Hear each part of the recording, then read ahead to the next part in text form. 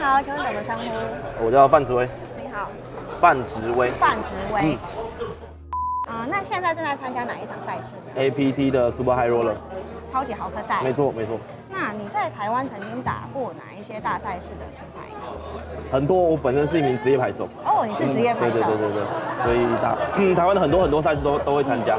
然后这一次是我觉得很厉害的一次，因为除了场馆之外，整个的人啊什么的很多，一下来就因为我很常去出国打牌，然后来这里就有一种很像在国外的感觉，很棒。在国外。Yeah, feel so good. 那 APT 的玩家这次啊，像打牌经验来说，牌风跟水平以往的台湾玩家来说，你觉得这次有什么不一样吗？这不是很清楚，跟我比都算弱。OK， 那你不晓得你有没有注意到 APT 这次换了一个新的 logo 跟一个全新的奖杯，听说是24KG。没有。对。他期待你今天可以把。好，没问题。我拿到的时候会认真看一下。OK。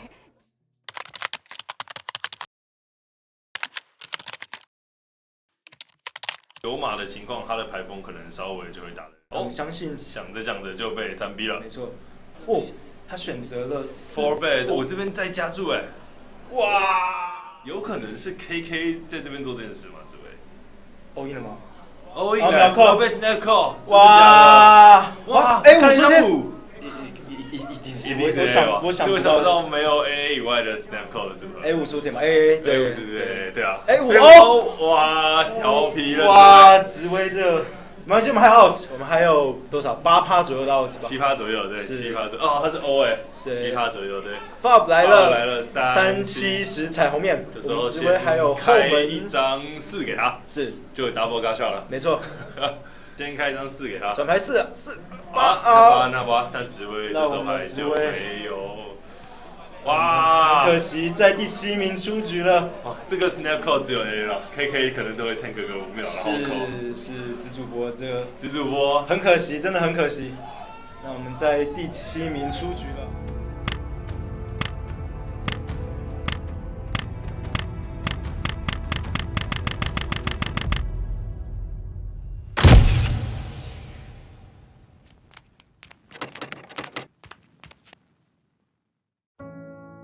我相信喜欢扑克并且点进这支影片的你，或多或少都知道了5月7号在 APT Main Event 上 Final Table 我的一手 A50 的 Six Bay Bluff。那么自从那一个事件发生之后，整个我所见的扑克社交媒体 YouTube 也好 Discord 也好靠背扑克也好，甚至是国外的 Ready 2+2 甚至一些泰国的论坛都在讨论这手 A50 的 Six Bay Bluff。有人说我有勇气，有人说我自杀，有人说我打得鱼，说我很帅，那各式各样的言论。那其实这一手牌到现在大概4到5个工作天，我并没有花太多的时间去浏览这些社群跟每个不同扑克玩家的发言，因为我认为这段时间静下心来感受自己的感受是最为重要的，因为这手牌可能是我人生中最重要，而且最成功也最失败的一手牌。所以我觉得，我希望可以细心的品尝它，然后去享受、理解它带给我的名与利、成与悲、好与不好。那么为什么会想做这支影片呢？而且又为什么我作为一个当事人，没有在当天1、2、3天之内就跟团队赶出来呢？其实这都是我个人的选择跟决策。原因是我认为这手牌只有2个视角，第一就是我本人的视角跟其他人的视角。那其他人的视角不管再怎么样，喜欢我也好，不喜欢我也好，因为我也好，我认可我也好，不管，他通常都在这手牌发生之后的3到24个小时之内做了定调。通常你是旁观者嘛，你不太会改变了。但是对我来说，这一手牌带给我的影响却是远非常的深远。那么现在就让我带领你们进入当下那个 Hijack、那个范植威、那个 A50 的真实视角。当第一发完牌的时候，我在 Hijack 56BB 手起翻开来拿到一手 A50。这个时间点，我照惯例看一下桌上左边短码的玩家、右边的短码的玩家，小盲是谁、大盲是谁、八等是谁，我是谁。然后看完整圈之后，大概会知道这手牌的 strategy。那么这里特别重要的就是，在这样子的决策的情况下，其中一个很重要的参数就是其他对手的水平怎么样。那这时间我看到了大盲的 Punet，那我的第一直觉就是我知道他真的非常的强，他是去年亚洲 GPI 的第1，然后在泰国好像是生涯奖金也是第1，然后传奇扑克的玩家打的都是非常高额的级别，也打得非常好。从 Day 3到 Day 4，我都没有感觉到他有在失误，整个气场非常的强。那在这一瞬间，我就知道，无论是在软体上还是实际上，我的这个 A5O 都不太可能是一个赚钱的 Open， 大概就是一个 marginal hand， 所谓的就是边际手牌。这个时候最有趣的就来了，理论上我是一定会 Open 的，在每一张 Final Table 上面。但是在那一瞬间，我知道面对这个大盲，其实我是不赚钱的，但我却没办法告诉自己盖牌。原因是，那好，如果我选择盖牌的话，我仿佛是在告诉自己，我打不赢这个玩家，他的水平比我来得高。这个时候我就开始有自己的 ego 的内心挣扎。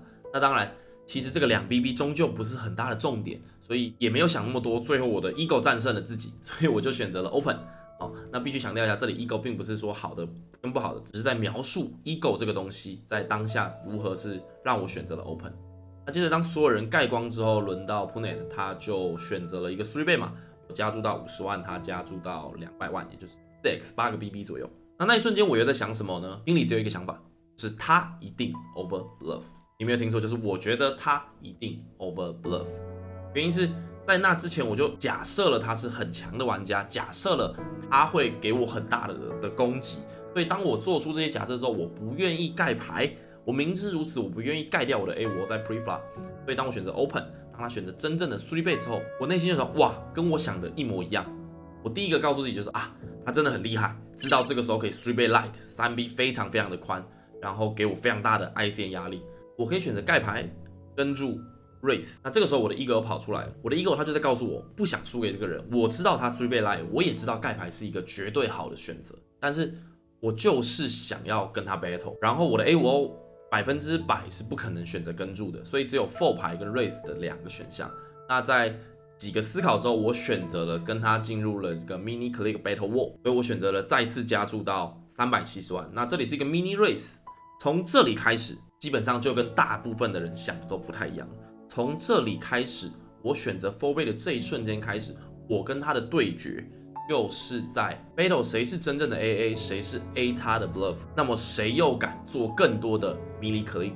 在那个当下很有趣，我基本上已经忘记 pay jump 是什么了，也忘记了其他人的筹码。当然我知道我当下是有 ICM 手铐了，所以我没有白痴到说完全不管 ICM。我当下就是因为知道有 ICM 的情况，我才会去做这个 4 倍。这里很重要，很多人可能会觉得我完全不懂 ICM， 但其实就是因为我懂 ICM， 我才会知道他会3倍多少，他会3倍多宽。面对一个 second trip leader 在这么大的 final table 的玩家，那我知道他知道，所以我才会选择4倍。那么在当我 4 倍之后呢，他就陷入了沉思非常的镇定，然后其实也没有露太多 tail， 看了他2次的手牌，然后丢了1-2个 time bank 之后，他选择5倍到560万。从这里开始，世界就完全变得不一样了。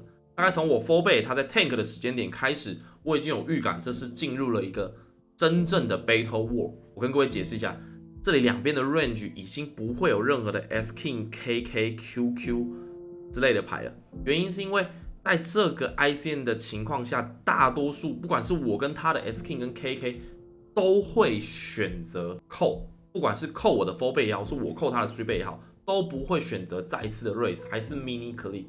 那么这里两边的 range 到底是什么呢？两边的 range 都会进入到 AA 跟 AX blocker 的世界中哦。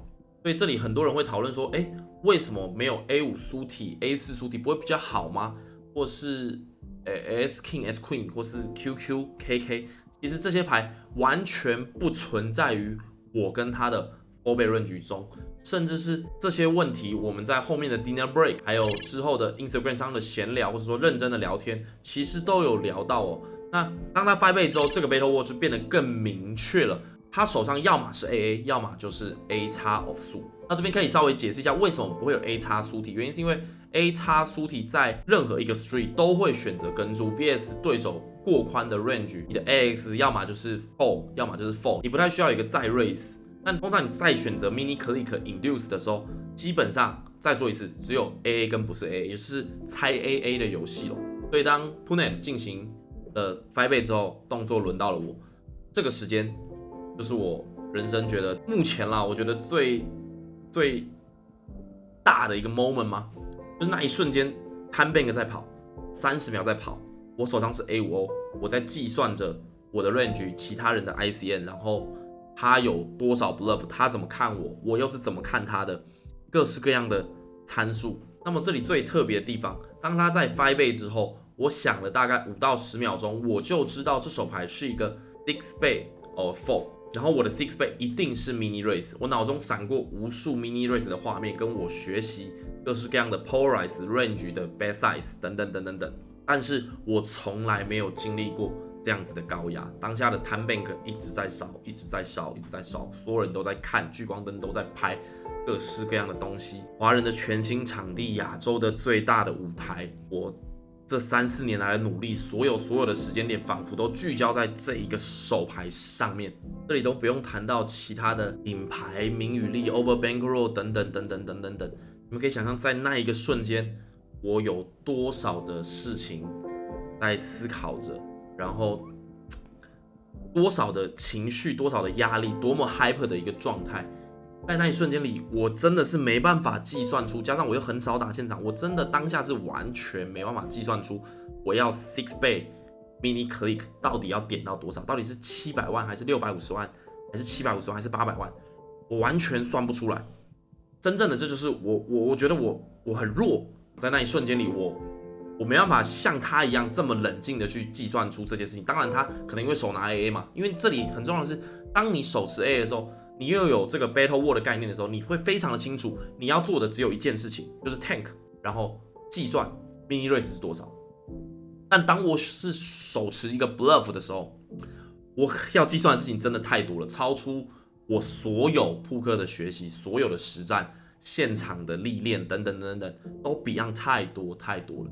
所以在那个 SPA 下那个 moment 里，我真正的失误了，所有都聚焦在那一瞬间上。我只知道我不想盖牌，我只是觉得我在跟他 battle， 我忽略了所有的事情，我算不出 mini 6 倍的 dice， 所以最后我就选择了 all in。当我喊出 all in 的那一瞬间，我就看到了他就是准备秒跟的表情，然后那一瞬间我就进入了另一个世界了。因为那一瞬间我已经 100% 的知道他就是 AA， 我就是一个 A5O， 我接下来要面对一个 8% 的 flip， 准备出局了。很多人问我，如果再重来一次，我一样会选择 all in。还有这个 play 是 ego play 吗？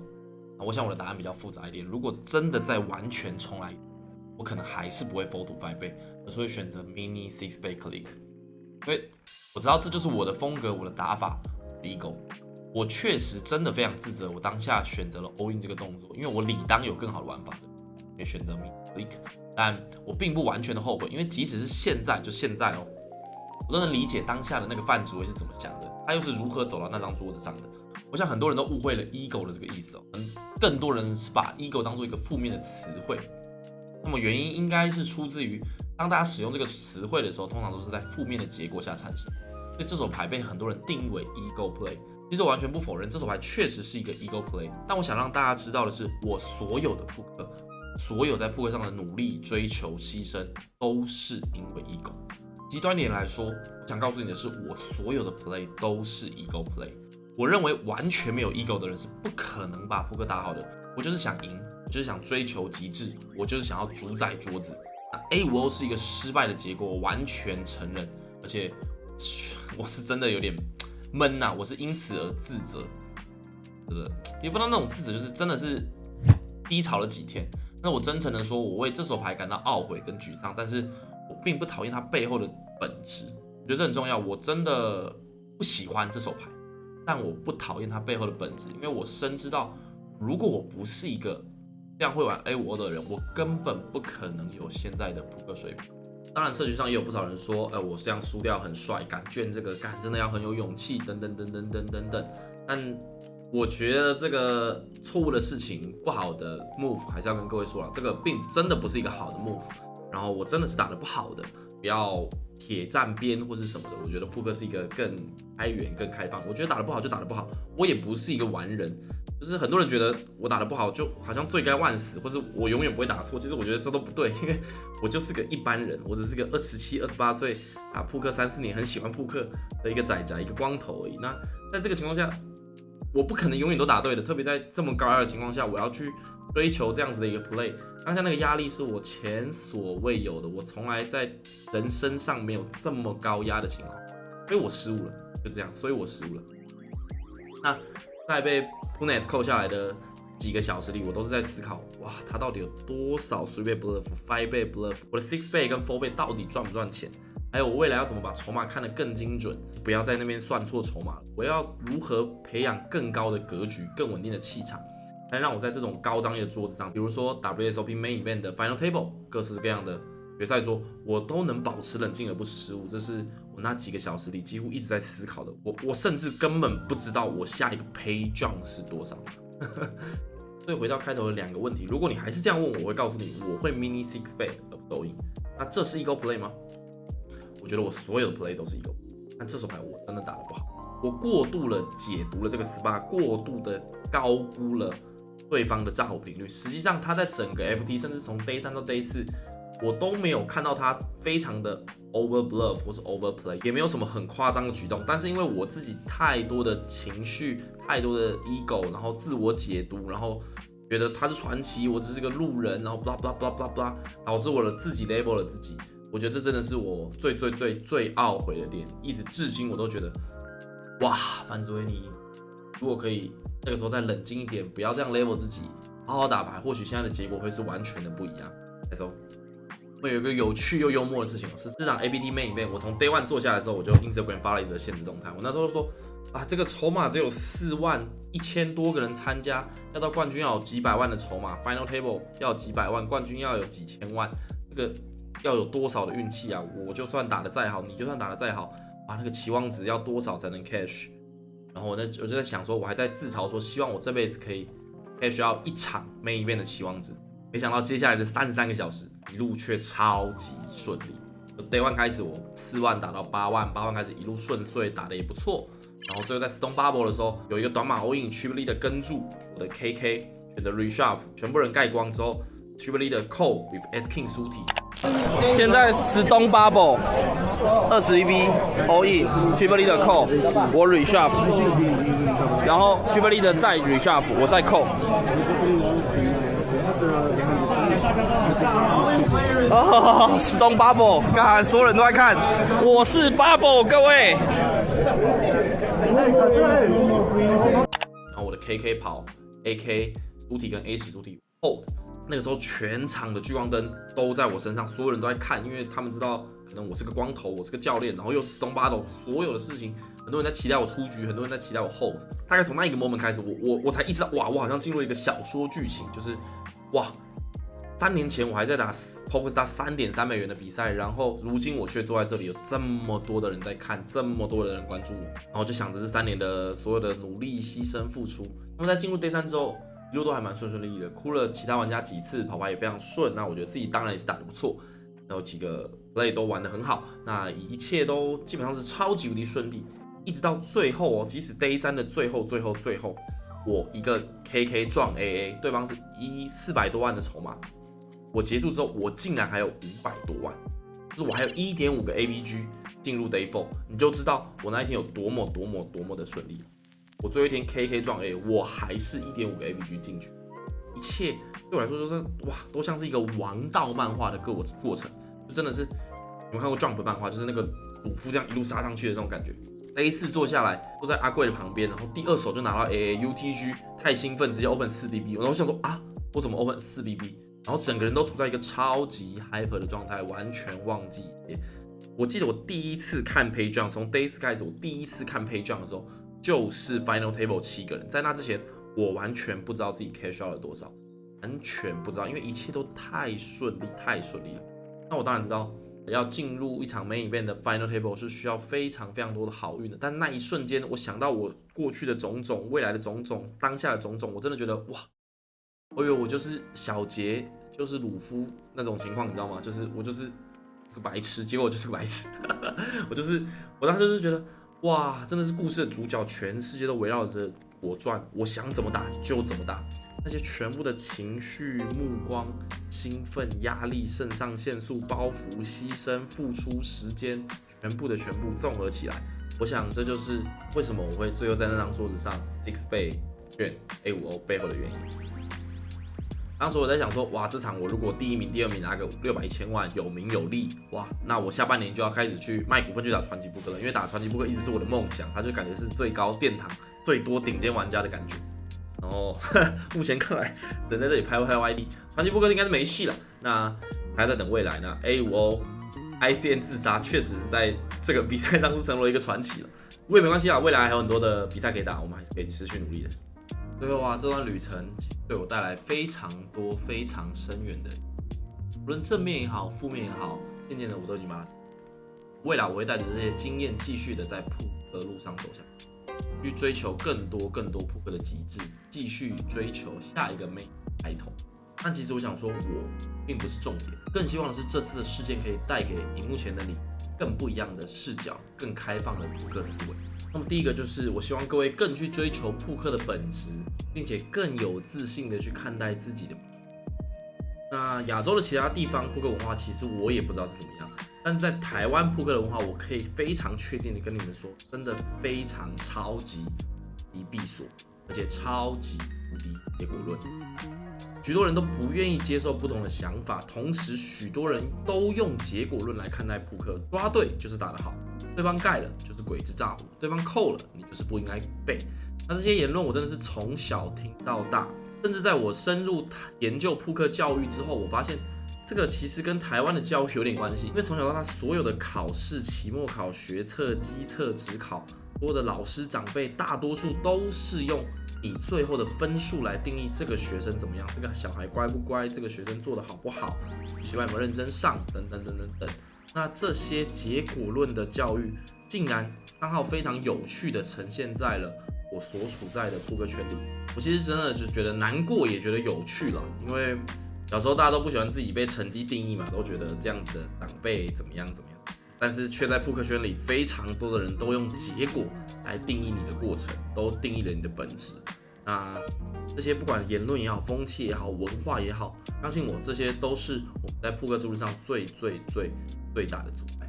那么第二个，更去相信自己的 ego， 并且让 ego 带着你成长。我看过太多亚洲扑克的玩家，在打了3、5个月、半年之后，不知道为什么就变成了只想找鱼的玩家。大家都只在意自己的 edge， 就是找老板、找比较弱的地方、找比较弱的平台、听对手等等等等等，都忘记了要提升自己。但这真的是你想要的扑克吗？这样的扑克真的吸引人吗？希望大家可以好好的思考一下。